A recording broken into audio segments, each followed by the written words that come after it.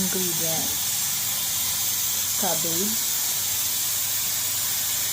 corn, baguio beans,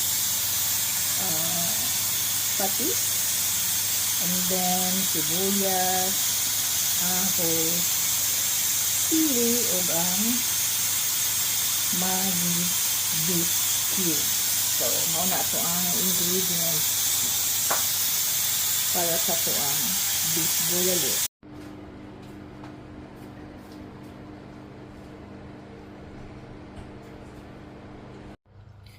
So guys, start na pagluto sa itong bulalo. Beef bulalo. So akong version ng good kay ako sang igis sa katiyot ang ito ang panakot. So start na sa itong garlic. Nanay mantika, hindi ito damay lang to saute the garlic. Para mahumot ang kuan ito ang garlic. Pampahumot lang. Tapos ang ato ang beef nga gikan sa pressure cooker, ako na siyang gisakatay. Yapuan na ako. Then, pero kaniya ako lang siyang version. Kanya-kanya biyatag version. So, lang sibuyas. Generous ko ang sibuyas. Barato ang sibuyas. Siriya.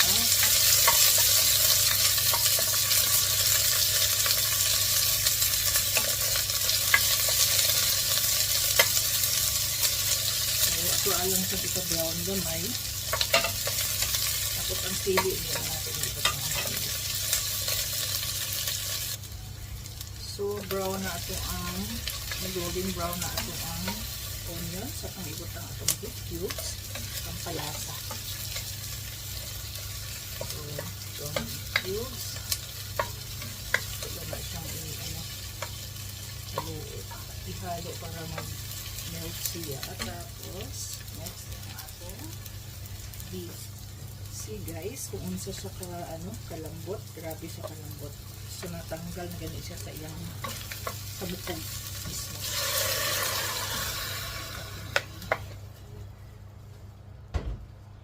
Buto nga ito ang beef. Then, we will add water. Kung naling ginit gamay ang water para dali na siya mo kulo. So,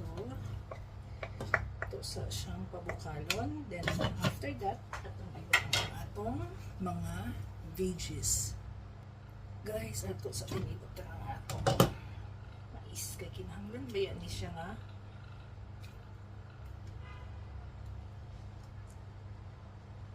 So, duha ka mais. Itong gi-slice into two. Yan. And we have to put patis. Kaya ang patis isa po na magpa-lasa sa ito ang bulalo.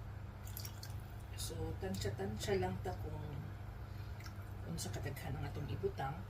But, make sure nga na too much kay parat pa yung kaayo ni. So, ato siya takloban ng kubalik. Wala pa siya ng bukal. Ibutangan na ako siya ng patis para wang lasa. So, that's it. We will wait until bukal siya. So, now, sunod na natin ang ating Maggi beans.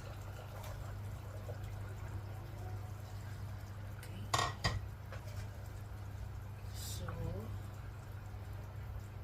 let it boil pa ng ilang minuto. Then, i-follow natin ang ating cabbage. Okay? Sarap. So, this time, i-add na natin ang ating cabbage. So, if you're wondering, bakit ang dami naman ng cabbage? Daghan kaayo. Kasi, mas masarap ang bulalo pag maraming gulay. Kung pwede lang, wala nang beef, diba? Gulay lang. Kaya lang, hindi na siya bulalo kung puro gulay. Hindi na siya pwedeng tawaging beef bulalo kung walang beef. Diba? So, super generous ang ating gulay. Plus, lagay na rin natin ang ating chili. So, ito na nga guys. Super dami. So, mamaya, bababa din to pagka maluto na. Takpan lang natin. Then, mamaya haluin natin. Okay. Sarap nito. Ang daming gulay. Kasi after Christmas and New Year, ang daming karne, ang daming mga pagkain na sobrang dry.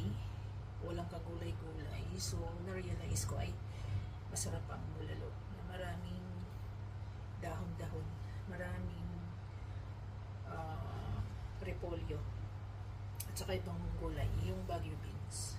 At saka dahil malamig din, kailangan natin ng sabaw. So, ito yung naisip kong lutuin. So, tomorrow, ito yung magiging ulam ko. Kasi, ngayon, alas 11 na guys, ng gabi. Galing ako na malengke, nag-grocery. So, pagdating, sabi ko, ay, lutuin ko na para bukas. Kahit late akong gumising, meron na akong pagkain. Kanin na lang yung lutuin ko. So, ganun lang. Para-paraan. Sige, open natin. Para malaman natin. Ayan na. Ayan. Tingnan natin mga ito. Kasi parang nagalit ang ako eh. So, ito nga siya. Diba? Ang sarap tingnan ng repolyo. Lamig kayo. So, lamig good kayo niya siya sa panahon na ating tugnaw. Lamig na sudan na tuon. So, diba? Pwede na siyang haluin pagka kanina puno-puno ang hirap haluin. So, ayan na siya. Charan.